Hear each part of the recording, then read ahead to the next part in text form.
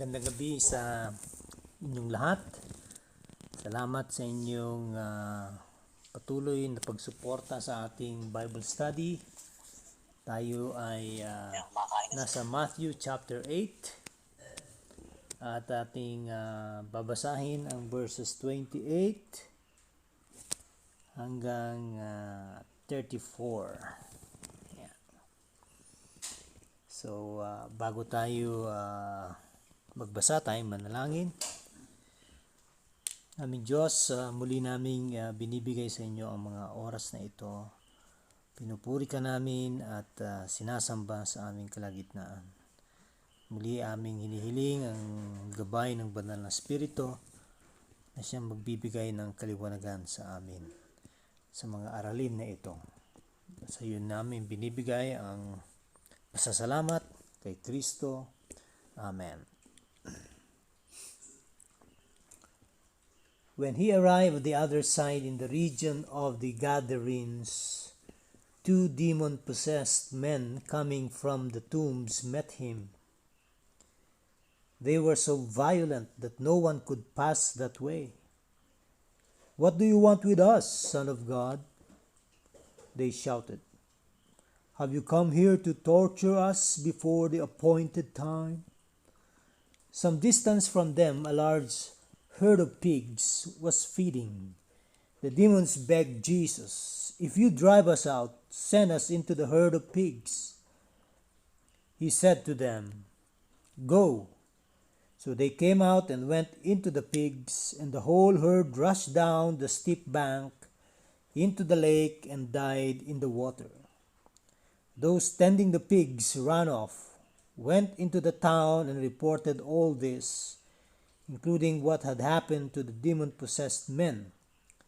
Then the whole town went out to meet Jesus, and when they saw him, they pleaded with him to leave the region. Yan. So dito sa aralin na ito yung pangalawang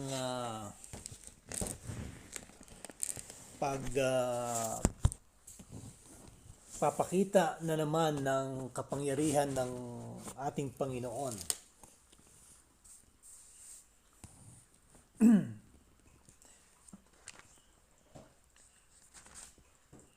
At dito siya ay nasa isang lugar ng mga hentil. Itong lugar na Gadarene or Gadara ay parte nga ito ng Decapolis, isang primarily Gentile area na merong maraming mga Hudyo na doon nanirahan.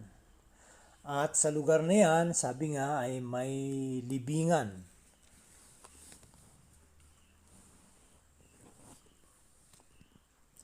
And yung mga libingan na yan ay kilala na pinamumugaran daw ng mga demonyo. At may mga nagsasabi pa na may mga ilang mga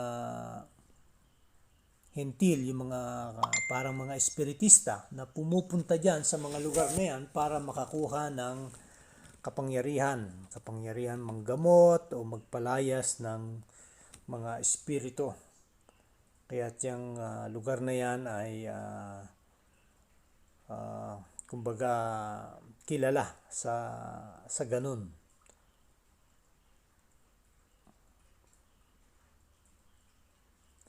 Sapagkat marami sigurong mga pangyayari na kung saan hindi lang siguro itong dalawang sinaniban ng demonyo, kundi maraming mga insidente na kung saan itong mga demon-possessed ay talagang malakas sila.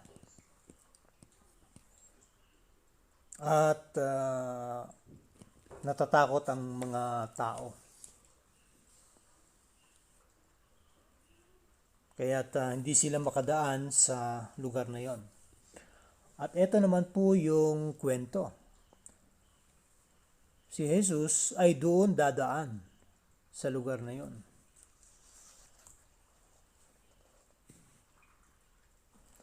At nung pagdaan nga, makikita ngayon natin yung parang suspense. Ano ang mangyayari?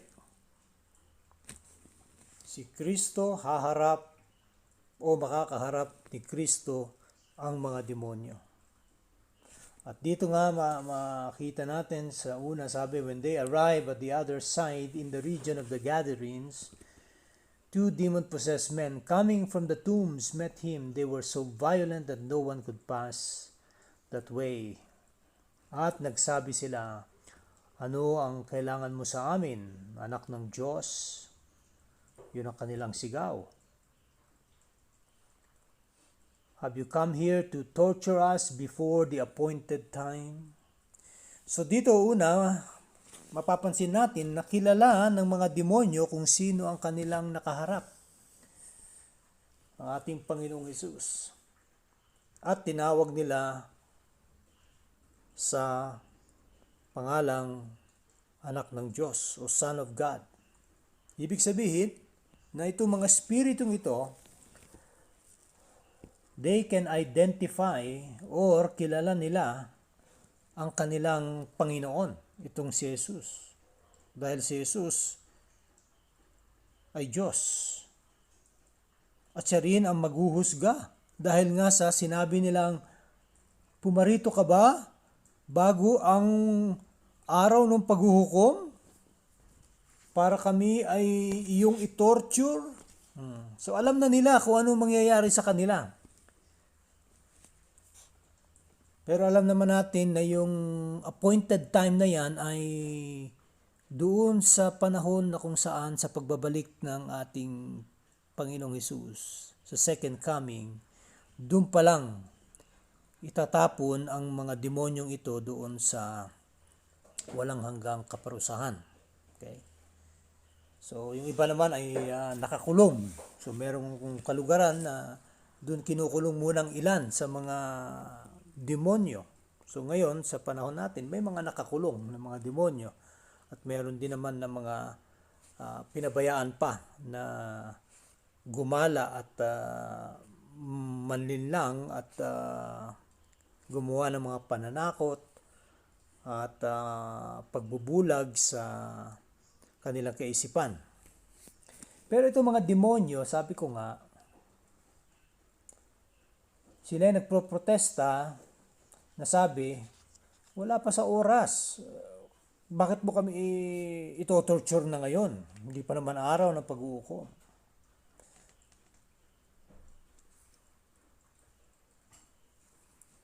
At sinabi nga, ano ang kailangan mo sa amin?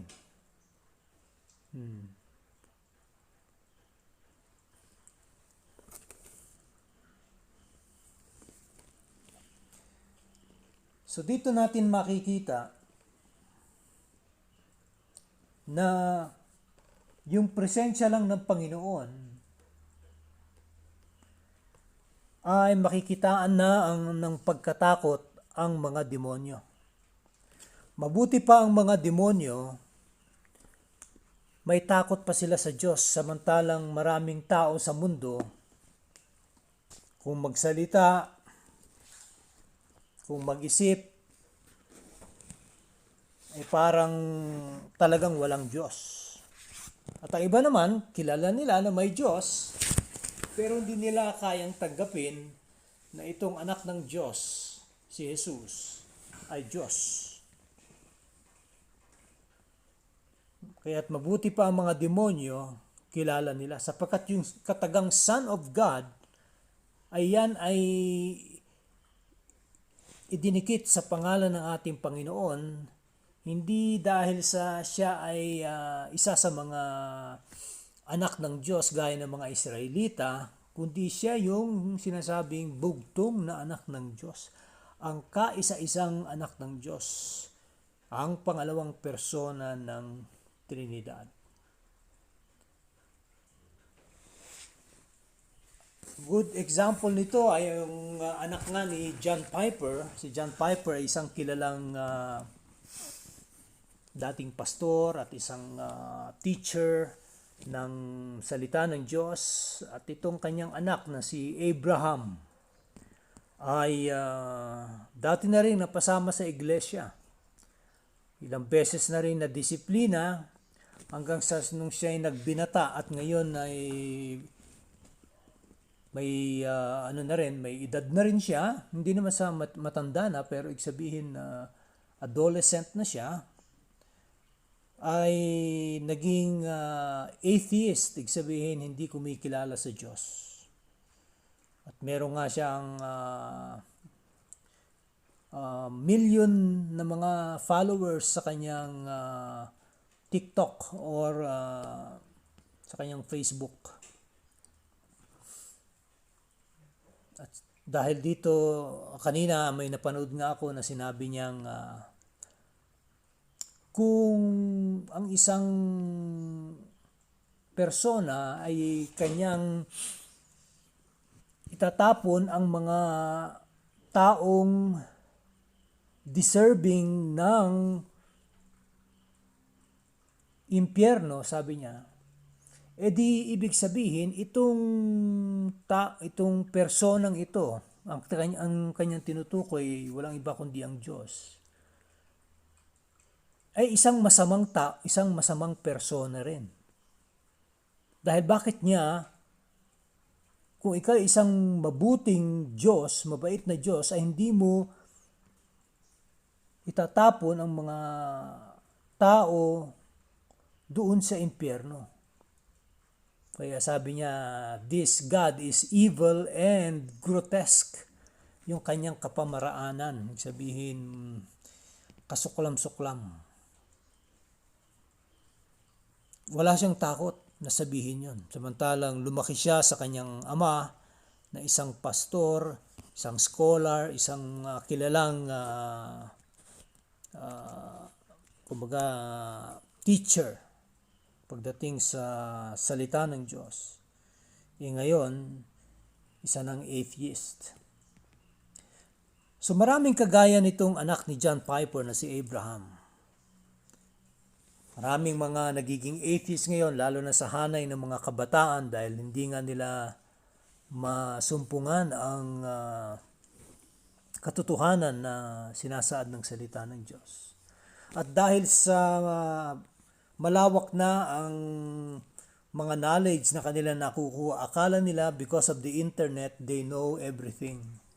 And that they can now choose which side to take. At sila'y wala ng takot sa Diyos. Kaya't kaya nilang sabihin, ang gusto nilang sabihin, laban dito sa Diyos. Dahil nga wala naman nangyayari sa kanila. Kumbaga yung mga nababasa natin sa Biblia, nilapastangan lang ang Diyos, bigla talagang kagaya ng mga anak ni Korah dun sa Old Testament. Okay? Bumuka na lang yung lupa at kinain sila. Pero ngayon, hindi naman nangyayari. Kahit anong mga pangungutya at paglalapastangan ginagawa ng tao, wala namang bumubukang lupa. Kaya't sa kanila, ay isang myth lang yan, isang fairy tale, isang storya lang yan na gawa-gawa ng tao at tinakot lang tayo. Sabi nga, religion is the opium of the masses. Kaya raw natatag ang reliyon dahil sa ginamit ito ng mga tao para takutin ang mga masa at sabihin na may Diyos at magagalit ang Diyos kapag ikaw ay hindi sumunod sa mga pinag-uutos ng mga nasa otoridad. So akala na kaya itong mga atheists na to, sinasabi nila na ito raw kagaya ng religion ng Christianity is the opium of the masses, isang drug na parang na engganyo at na nagustuhan ng tao na sila ngayon ay lubog na sa relihiyon na ito na hindi sila makaalis. Kaya't yung mga atheists, sila lang daw yung nakakita sa katotohanan. Ang problema, sila yung haharap sa Panginoon pagdating ng paghuhusga. Buti pa ito mga demonyo, do alam na nila kung saan sila tutungo, pero nandun pa rin yung kanilang pagrirespeto at pagkilala sa Diyos na buhay. Now dito sa ating inaral, yung pag-uusap ni Jesus sa mga demonyo na sinabi ngang, "Have you come here to torment us before the appointed time?" Dito makikita natin na ang kaharian ng Diyos ay dumating na nung bumaba sa lupa ang Panginoon, nung nagkatawan tao ang Diyos. Yun ang tinatawag na the kingdom is already here. But likewise, it is not yet. Okay? Meaning to say, na meron pang darating sa hinaharap. At yun ang magiging kulminasyon ng lahat. Pero, nung bumaba rito sa lupa ang ating Panginoon, ay kasama niyang itinatag na ang kaharian ng Diyos. Kaya sabi, the kingdom is already here. Sabi nga, it is near you and it is within you kapag ikaw ay nakakilala sa Panginoon. Ang mga hinirang ng Diyos, sabi nga, ang kaharian ng Diyos ay nasa atin na. Pero mayroon pang parating, yun yung future, na kung saan yun yung hindi naman katapusan, pero yun ang umpisa ng eternidad, na kung saan doon tayo maglalagi panghabang panahon. So, itong haring ito na dumating noong first century na walang iba kundi ating Panginoon, sabi nga, yung kanyang kaharian has invaded or broken into this world that we live in. Itong mundo. Ano itong mundong ito? Itong masamang mundo. Punong-puno ng kasinungalingan, ng kasalanan, ng kasamaan. Pumasok ang isang hari ng katwiran. Okay? He is pure. He is true. He is righteous. Pero sa kanyang pagdating, ito'y naitago sa maraming tao.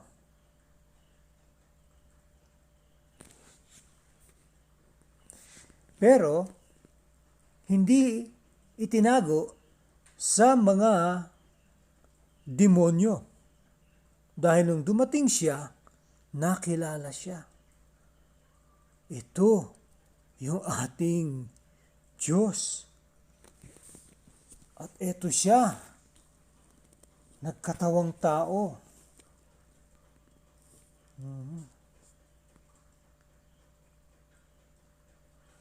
Kaya't makikita natin na ang ating Panginoon, dito sa kanyang pagbaba sa lupa ay meron siyang misyon. Malaki ang kanyang pagtingin pagdating sa mga tao, sa mga kaluluwa ng tao, kaysa sa mga hayop. At yan ang matutunghayan natin dito sa verse 30 and hanggang 32. Some distance from them, a large herd of pigs was feeding. The demons begged Jesus, "If you drive us out, send us into the herds of pigs." So sabi, kung kami ay inyong palalayasin dito sa mga taong niluklukan namin, doon na lang sa mga baboy mo kami dalhin. So usually sa mga ancient exorcism, yung mga pagpapaalis sa mga demonyo sa mga tao, yung tradition nila ay gumagawa ng public scene itong mga demonyo. Melodramatic ang pagkadating. Dahil ayaw nila na sila'y maalis dun sa kanilang niluklukan. Bihira na sila ay magpakita gaya nitong ginawa nila, na sila'y nakiusap at sinabing, dun na lang sa mga baboy mo kami papuntahin. At pinayagan nga sila ng Panginoon.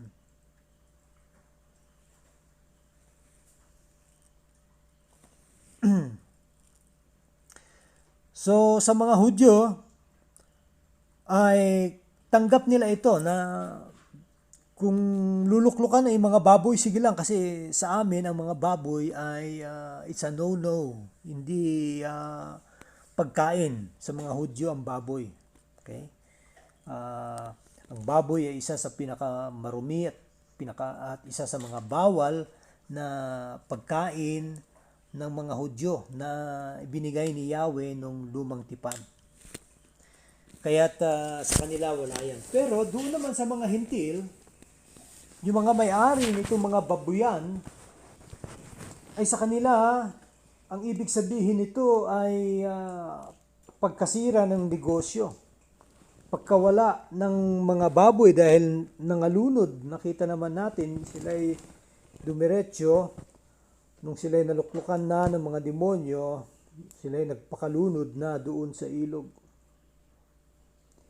So dito natin makikita na sa Panginoon, mas mahalaga sa Kanya ang matanggal sa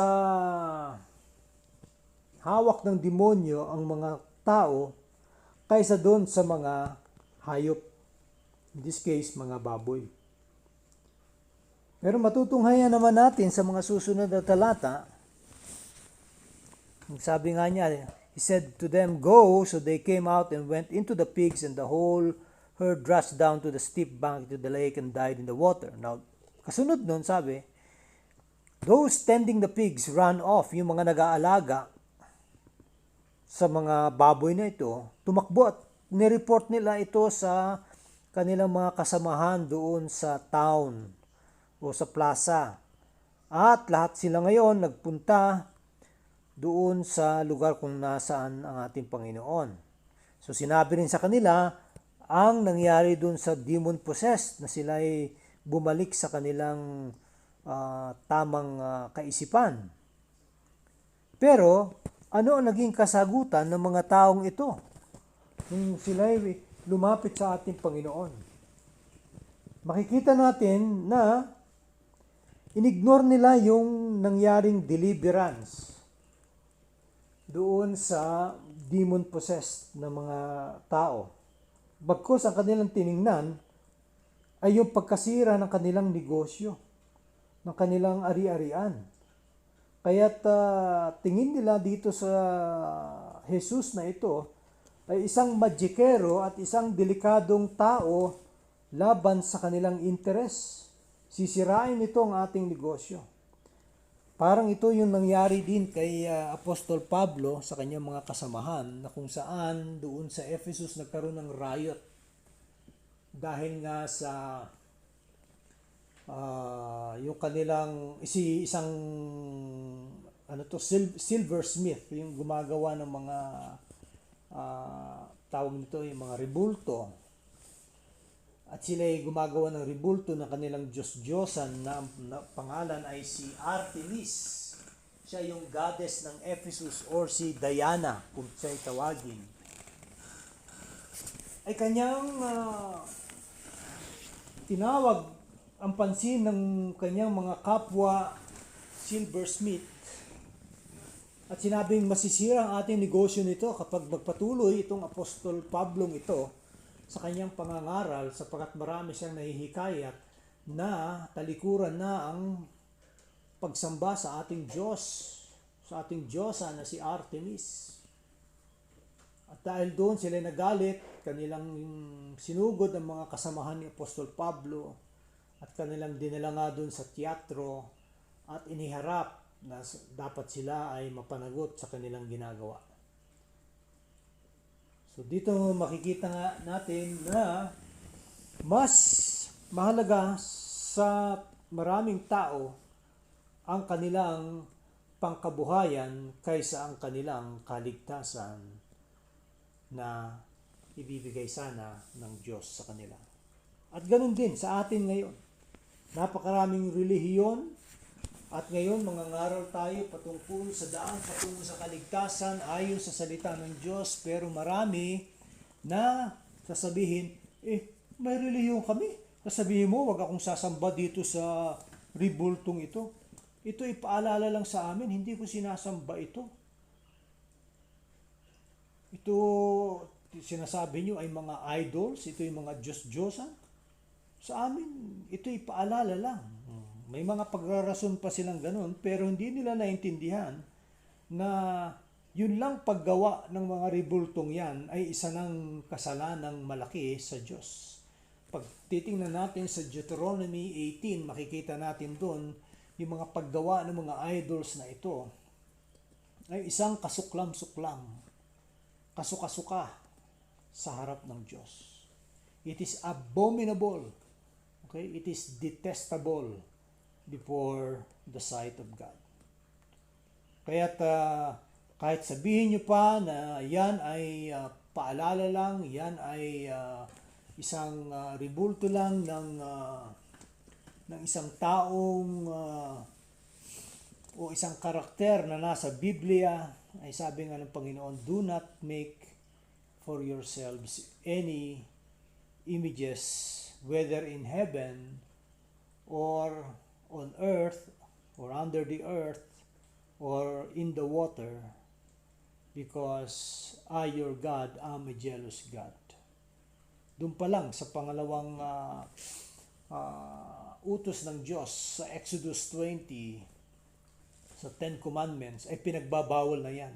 Kaya ako'y nagtataka na marami pa ring mga bulag na mga tao na ipagpipilitan nila ang kanilang pagiging religious at yung kanilang mga gawain, itong mga gumagawa ng mga ribulto sa Quiapo o sa amang mga ginagawang lugar na yan, gaya sa Cebu at dyan sa mga kalugaran sa mga ibang probinsya, na mas pipiliin nila yung kanilang pagninegosyo kaysa dun sa katotohanan na ipinamamahagi ng mga anak ng Diyos.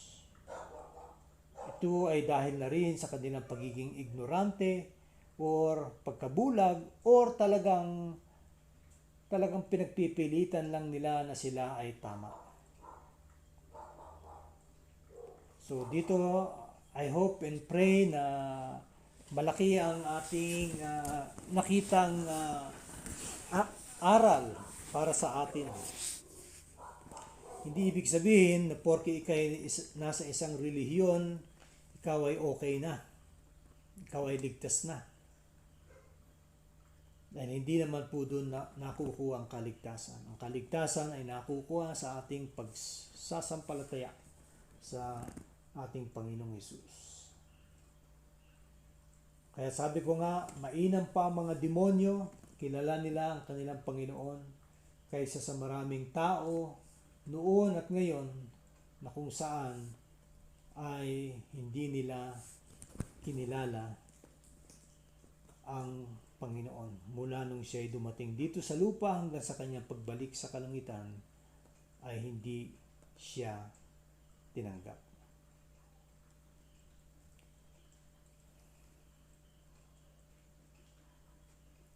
Nakapagtataka na dito sa engkwentrong ito ng Panginoon, imbis na yung mga taong mga matitino nasa maayos na kondisyon ang siyang kikilala sa Panginoon, ay dalawang demon possessed pa ang siyang nakakilala sa Panginoon. At ito ay sa kadahilanan na mismong ang Diyos ang nagsalita, ang nangusap at sinabihan ang mga demonyo, umalis kayo sa mga niluluklukan ninyo. At sabi ng mga demonyo, opo, aming Panginoon, pero doon na lang sa mga baboy. Kaya doon sila nagluklok. At alam naman natin ang nangyari. Namatay ang mga baboy at muling naghanap ng luluklukan ang mga demonyong yaon. So,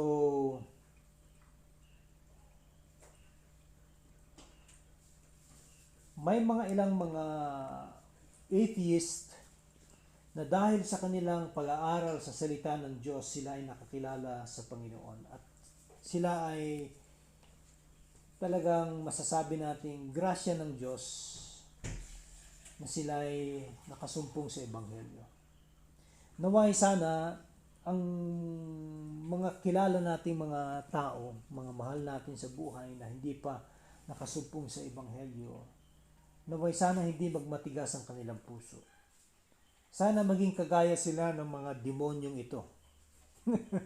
Hindi yung ibig sabihin na sila ay maging demonyo sa pag-iisip, pero yung kanilang makilala kung sino ang Panginoon. Sabi nga tayo, wala tayong pipiliing tao na ating iibanghelyuhan sapagkat tayo gagamitin ng Diyos para lang magbahagi ng magandang balita ng kaligtasan. Ang may responsable para sa pag-aani o yung harvest ng mga kaluluwang ito ay walang iba kundi ang Diyos. Kaya't patuloy lang tayo na umabot sa mga tao at hayaan na lang natin na yung mismong result na ito ay iwan natin sa kamay ng Diyos. Magandang gabi sa inyong lahat. Dito na po tayo magtatapos.